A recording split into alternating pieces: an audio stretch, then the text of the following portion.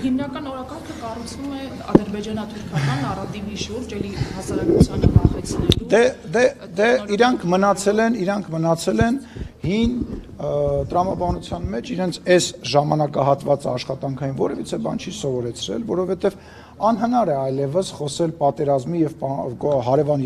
երկրներից որևիցե մեկի նկատմամբ ինչ որ տարածքային պահանջների մասին։ Թեպետ Ռոբերտ Քոչարյանը դրա մասին խոսեց վերջի իր ասոցիացիի ժամանակ, ասեց դա շատ վատ է, որ դու քեզ պարփակում ես 29743 քառակուսի մեջ, ինչ որ ձևակերպում մոտավորապես եմ հիշում, բայց ասածը հենց միտքը դա էր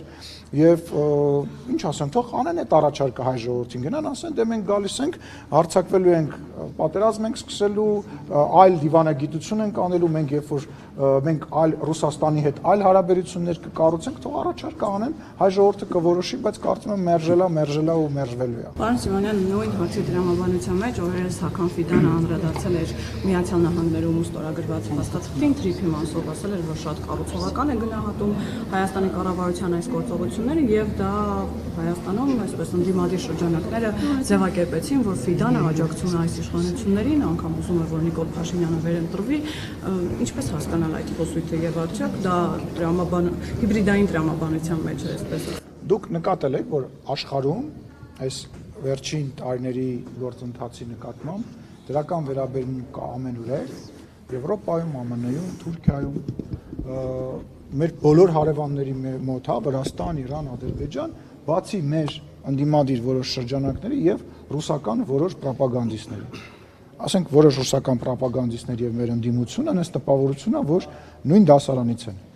Այսինքն այդ նկատել եք, նույնիսկ Ռուսաստանի իշխանությունն է դրական բան խոսում, որովհետեւ գիտակցում է քաղաքական առումով եւ շատ ավելի ինֆորմացված է եւ շատ ավելի իրավիճակին լավ է տիրապետում կամ իրեն թույլ չի տալիս խոսի կամ հասկանում է որ խոսելու վախտը չի, չգիտեմ պատճառները որոնք են, բայց վատ բան այս ամեն ինչի մասին խոսում են մեր ընդդիմադիրները եւ ռուսական որոշ բլոգերներ։ Հետևությունները թողնում եմ ձեզ։ Եվ նաեւ Սալովյովի հայտարարությունը։ Ես նման Դուգինը արձագանքեց, որ Հայաստանին Ադրբեջանը պետք չէ անկախ։ Ինչ տարբերություն։ Նույն ռուսերեն մի հատ արտահայտություն կա, չեմ ուզում եթերը բանեմ, նույն նապալչկի երևույթներն են իրանք։ Մեկը մյուսից իմ համար որևիցե ձևով չեն տարբերվում, ու որևիցե ձևով ես իրանց այս պահին միտք չունեմ մեկնաբանելու, երբ որ մեր երկրի նկատմամբ ես զգամ, որ շատ ինչ-որ բան կա, միգուցե իմ գործընկերներին, Տիկին Մատվիենկոին, մեր ռուսաստանյան այլ գործընկերներին անձնական զրույցների մեջ, մասնավոր զրույցների մեջ կասեմ եւ ասում եմ հաճախ խոսում եմ դրա մասին, ոչ թե լուրջ չեմ վերաբերվում, համարում եմ, որ ժամանակը չի եւ տեղը չի եւ իմ մակարդակը չի, որովհետեւ տեսեք, ես իրանց արձագանք եմ, մի հատ իրանք արձագանք են, այո, կարող եմ արձագանքել, շատ եղել է դեպքեր, որ արձագանքել եմ, բայց կարծում եմ հիմա տեղը պատեհ պահը չի, ասել եմ, ով որ պետք է իրանց արձագանքում է, երբ որ պահը կգա, երբ որ չգիտեմ, չեմ բացառում, որ ինչ-որ միջազգային ֆորմատում, կարող է ես իմիջիալոց Ռուսաստան այց եմ նախապատրաստում, Ռուսաստան այց պետք է լինի, կարող է այնտեղ օրերը ճշտված չեմ, բայց հրավեր ունեմ փոխադարձ այցով իմ գործընկերը Տիկին Մատվիենկոն այստեղ էր, մեծ կազմով, հիշում եք, եւ ես հիմա փոխադարձ այցի հրավեր եմ ստացել, նաեւ ծննդյանս կապակցությամբ զրուցել ենք եւ այդ այցի հետ կապված մանրամասներ ենք քննարկել եւ օրերը հələ ճշտված չի, այդ ֆորմատներում, եթե հնարավորություն լինի, եթե առիթ լինի, պաշտոնական այց է, այո, եթե առիթ լինի, ես դրան կարադառնամ, այս պահին ասեցի, այդ ձեր տված անունները ասում եմ, նույն նապալչկի։ Անկախ պիտի չլինի, որովհետեւ կարող է մեր ճշտամիների համար պլաց տալ։ Ասում եմ, այդ առիթը ժամանակը կգա իրենց լեզվով, եթե կարիք լինի, իրենց լեզվով կարող է։ Սիմոնյան ընկալվում Էդ էլ հիշի, ես շատ եմ ուզում դրա մասին խոսեմ։ Շատ արդ։ Չես կարող հիշես, ասա լավ, ասա։ Այդ մարդիկ Սալավյովը եւ մյուսներն ընկալվում են Կրեմլի ոչ պաշտոնական դիրքորոշում հայտնողներ, այսինքն բան, որը կցանկանար ասել Կրեմլը պաշտոնական Մոսկվան, նրանց շուրթերով են ասում։ Բայց տեսնում եք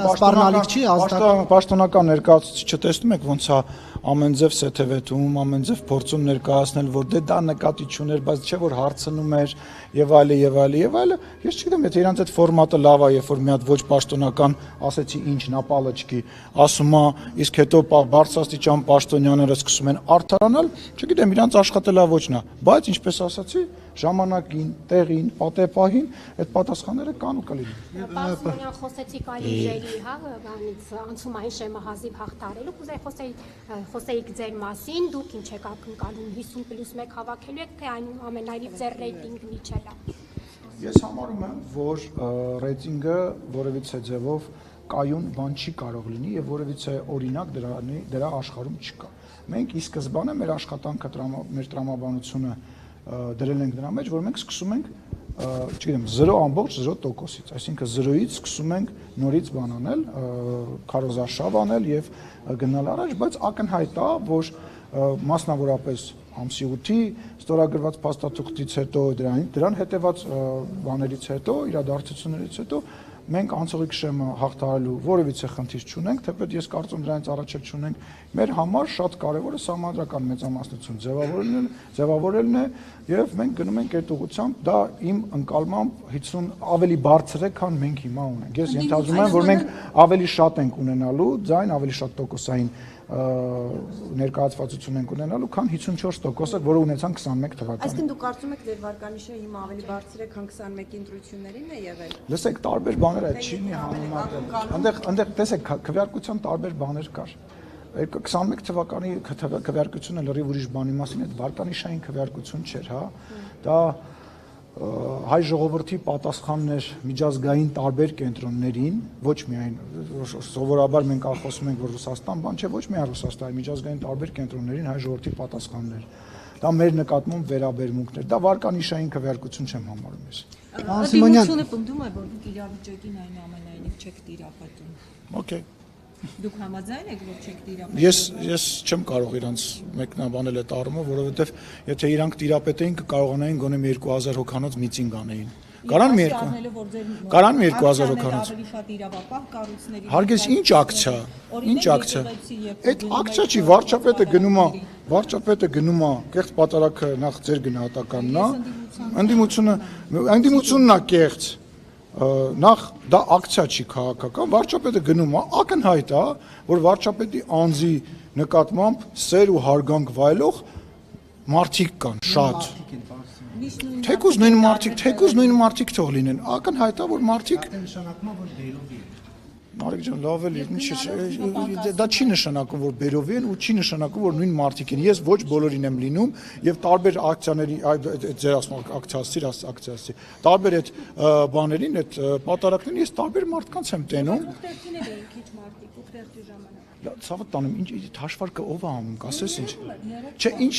ենթադրա, մի րոպե քիչ է, երբ որ ենթադրվում է պետք է լինի 10 հոգի, լինում է 7 հոգի, բայց մենք ինչ որ նպատակ, ինչ որ սանդղակ ենք, քիչ էր, լավ, օքեյ, 7000-ը քիչ էր։ Պետք է 70000-ը, որ 70000-ը լիներ, պետք է ասեք դե քիչ էր, առաջ հրապարակ էիք լսնում, որ Ձերավ հաշվող կա, հաշվեք էլի։ Պատարակի խոսում են, դիտողություն է ստանում, հայհոյում են այդ Ով է, շատ վատ են անում։ կողմնակիցները։ Լսեք, ես վստահ չեմ, որ բոլորը մեր կողմնակիցներն են եւ ես նորից եմ ասում, մեր ժողովրդի մեջ 1000, 2000, 3000 մարդու մեջ Պարզա, որ ինչ-որ մարդ կա, որը որ կարող է իրան տեղ եղբայի։ Բոլոր տեղերում նման մարդիկ կան, եղել են ու լինել են։ Ընդդիմության հավաքներին էլ են եղել, բայց դա չի նշանակում, որ այդ մարդը վատ է, որովհետև այդ կուլտուրան եկեղեցի գնալու մեզ մոտենում են, մի րոպե, մեզ մոտենում են, այո, մեզ մոտենում են, ասում են շնորհակալություն, վարչապետին մոտենում, ասում են շնորհակալություն։ Սկսեցինք պատարակի, անկեղծ եմ ասում։ Գիտեք, դեսեք, ամեն նաև տենց մարդիկ էլ կարող է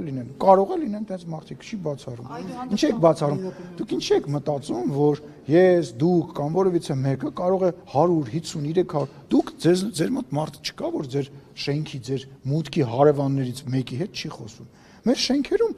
մուտքերում մարդիկ կան հարևաններով իրար հետ չեն խոսում կամ իրար հետ խնդիր ունենք։ 1000, 2000 մարդ է գալիս, բարձա ամեն տեսակի մարդ կարա լինի։ Եվ դա չի նշանակում, որ դա ինչ-որ տենց մեր կողմից խրախուսվում է կամ ողջունում։ Կներեք, բայց դուք ասենք, որ նայում եք անզեն աչքով ամեն կիրակի կամ շաբաթ օրվա պատարակներին դուք ինքներդ չեք ֆիքսում, որ մարդկանց քանակը պակասել է կամ եկողները հիմնականում նույն մասան է։ Չեք ֆիքսել, որ վարչապետը, եթե չեմ սխալվում,